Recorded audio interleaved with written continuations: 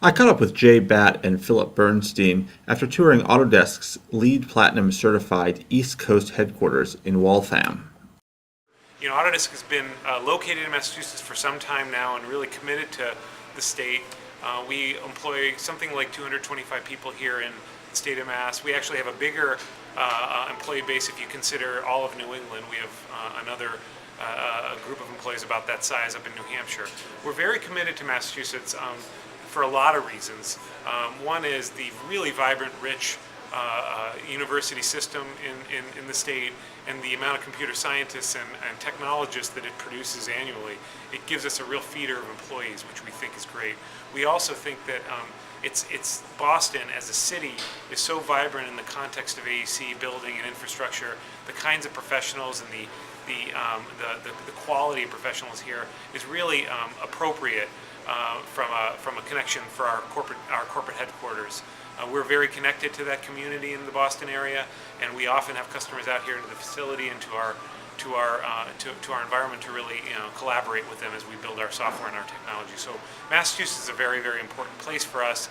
The company, if some of you may know, the company is actually based in California, but the business that I'm responsible for, which is the global building and infrastructure business, is actually corporately centered here in Boston. So while we have a corporate center in California, my business, which represents a huge part of the company's sales and footprint, is based here in the Boston area. We're now a big sponsor on with the Leadership Council.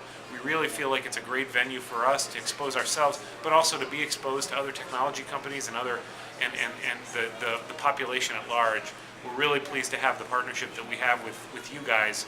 And we look forward to participating in some of the events and getting exposure. So this part is a sculpture designed by an architect named Mark Gage. It was originally installed in Times Square for Valentine's Day.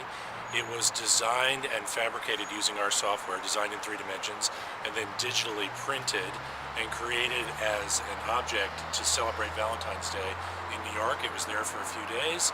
And since our software was used to build it, we borrowed it, and we're going to keep it in front of our building for a few months just to celebrate the kinds of things that our customers do with our software. So this is the technology we're experimenting with to study how people can interact with 3-dimensional models. You can see here on the screen that what I'm looking at right now is a 3D model of this house, which allows me to take my little character here and move around and see the house, and even walk inside the house into the carport. Or if I remove this 3D model, you can see here on the screen is a floor plan, and I can walk my character into the building itself, look back and forth at what's happening in each of the rooms. I'm walking now from the entry, and now I'm seeing the living room and the kitchen. I can look up and down inside the digital model itself, and then I can even start to experiment with the screen. So if I wanted to see, for example, what the walls would look like if they were a blue color, I put this chip on, the walls turn blue. I want to see what maybe a darker floor might look like, put this dark floor color on, the floor turns dark. If I like to try, say, a counter surface that's a different color, I can put this counter surface on. And see the kitchen counter edging changes as well. And this is just a way for people to see how their design decisions are understood in 3 dimensions. And so we're pretty excited about this technology as a way for people to understand how design works in 3 dimensions. Great. Okay.